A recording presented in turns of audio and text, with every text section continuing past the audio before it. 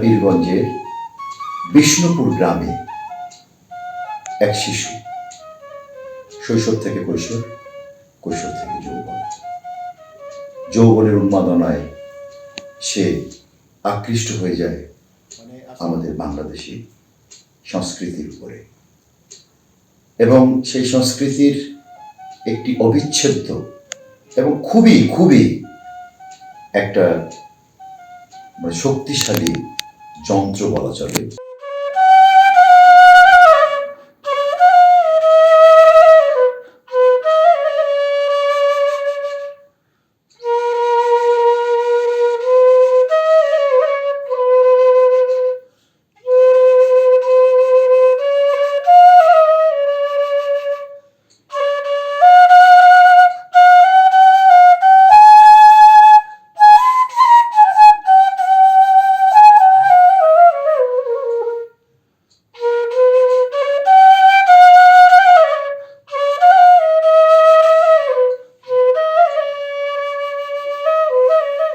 সে ইচ্ছে করলে পারত কিন্তু জীবনে হয়তো ভালো চাকরি করতে, বিভিন্ন জায়গায় প্রতিষ্ঠিত হতে, সেটা না করে বাঁশির সাথে তার জীবন সে বেঁধে নিয়েছে।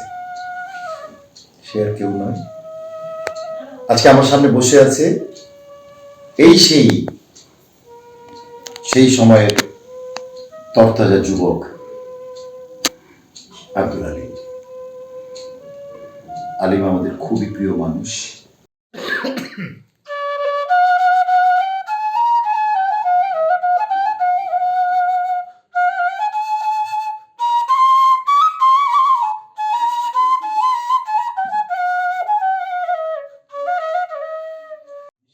বাঁশি একটা সুর, মানুষের মন কাড়া একটা সুর। জি।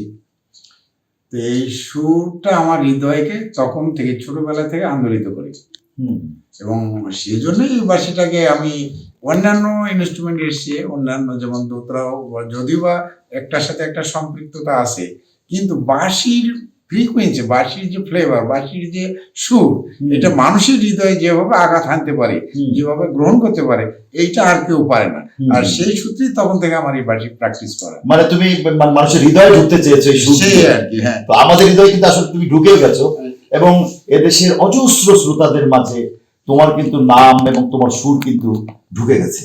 তো আমরা মনে করি যে তোমার যে সুর। আচ্ছা, আরেকটা কথা তোমাকে বলি যে এই যে বাঁশি, এই বাঁশি তুমি মানে কত ছোট, কখন থেকে তুমি বাজানো শুরু করলে?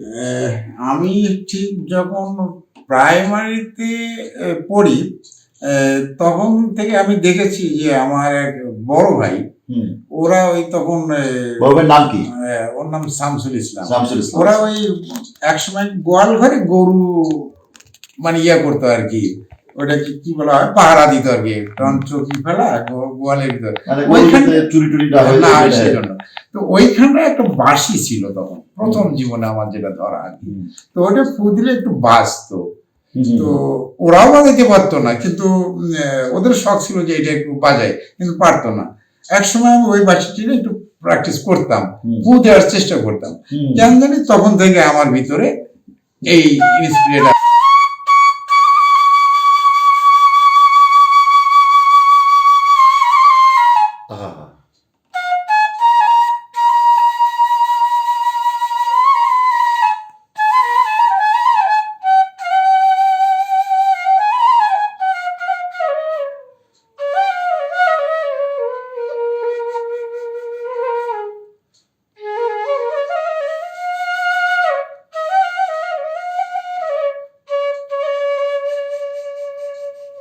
হৃদয়ে ঢুকে যায়।